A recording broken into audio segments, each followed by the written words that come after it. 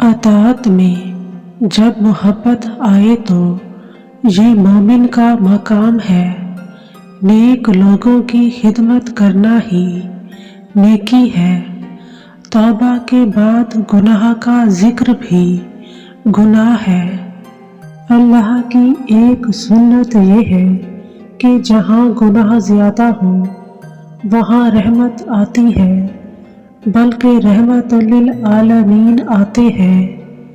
اللہ تعالی جس سے راضی ہوتا ہے اس کی آنکھ کو پرنم کر دیتا ہے۔ اللہ کی مہربانی سے محروم ہونے کا مطلب ہے اپنے مستقبل سے مایوس ہونا۔ جس نے ایک بار اللہ کی طرف رجوع کیا پھر وہ اللہ نہ ہوا جو اس کو چھوڑ دے، وہ کبھی انسان کو مایوس نہیں چھوڑتا۔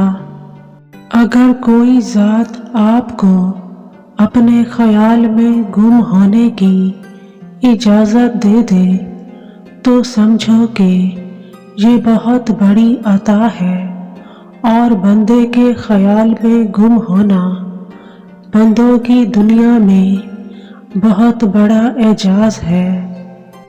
مومن کا دل اللہ کا گھر ہے اور اس کی آنکھ کا قرب ہے۔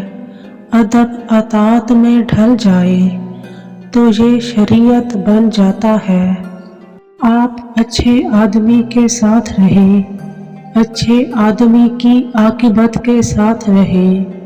کامیابی اور ناکامی سے نکل کر سیاست کریں، کیونکہ جھوٹ کی سیاست میں جھوٹے کی مدد کرنے والا کہیں نہ کہیں پکڑ میں آ جائے گا۔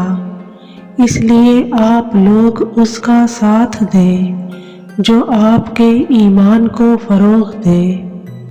جھوٹی دنیا میں ووٹ مانگنے والا سچا آدمی ناکام ہو جائے گا، اور برے آدمی کو ووٹ دینے والا بھی برائی میں برابر کا شریک ہوتا ہے۔ جتنا ہم ماضی کے قریب جائیں گے اور حضور صلی اللہ علیہ وآلہ وسلم کے قریب جائیں گے اتنا ہی ہمارا دین بہتر ہوگا۔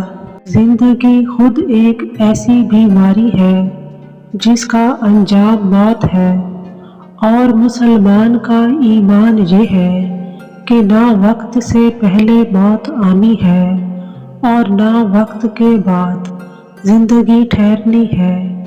سجدہ اللہ تعالی کے تقرب کا آخری اور واحد گر ہے۔ جو چیز آپ کے پاس سب سے اچھی ہے، مثلاً عمل، صحت، جوانی یا کوئی اور چیز، اس کو اللہ کی راہ میں لگا دو۔